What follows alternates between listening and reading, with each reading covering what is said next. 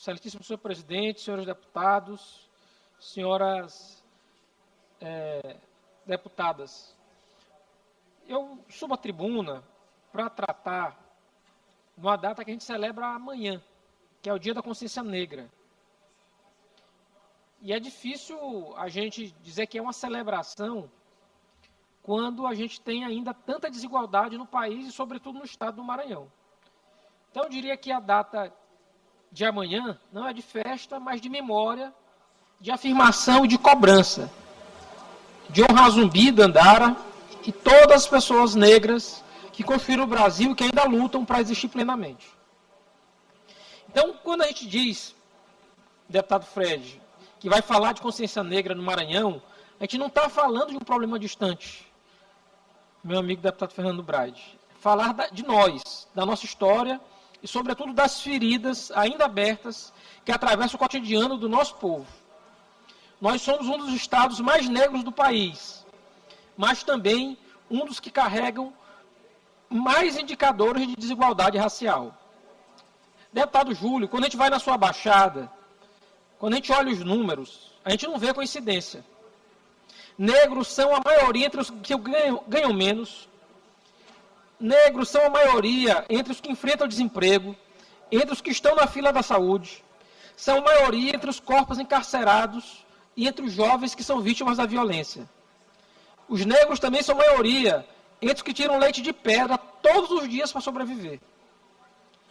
Essa realidade ela não se explica pela falta de talento ou pela falta de esforço, mas por séculos de exclusão, por oportunidades que foram negadas, por barreiras visíveis e invisíveis que insistem em atravessar o caminho de quem nasce com a pele preta. No Maranhão, esse quadro é ainda mais evidente quando observamos a distribuição territorial das desigualdades. As regiões mais pobres do estado são também as regiões mais negras. Os municípios que lideram índices de pobreza e insegurança alimentar foram construídos sobre a ausência histórica do estado, sobre a falta de infraestrutura, de escolas, de acesso à saúde, de caminhos reais de ascensão. A cor, como bem mostram os dados, ela infelizmente tem interesse. Mas eu quero subir à tribuna não apenas para denunciar, porque aqui é sobretudo um lugar de compromisso. E nosso compromisso precisa ser concreto. E aqui eu queria destacar 4 pontos, muito rapidamente. Primeiro, a gente tem de reconhecer que políticas universais não bastam em sociedades marcadas pela desigualdade racial. O Maranhão tem de acelerar a implementação de políticas afirmativas, ampliar o acesso de jovens negros à educação superior, fortalecer programas de permanência estudantil e garantir que a cor da pele não seja determinante do destino escolar. Em segundo lugar, a gente precisa enfrentar o racismo institucional. Sim.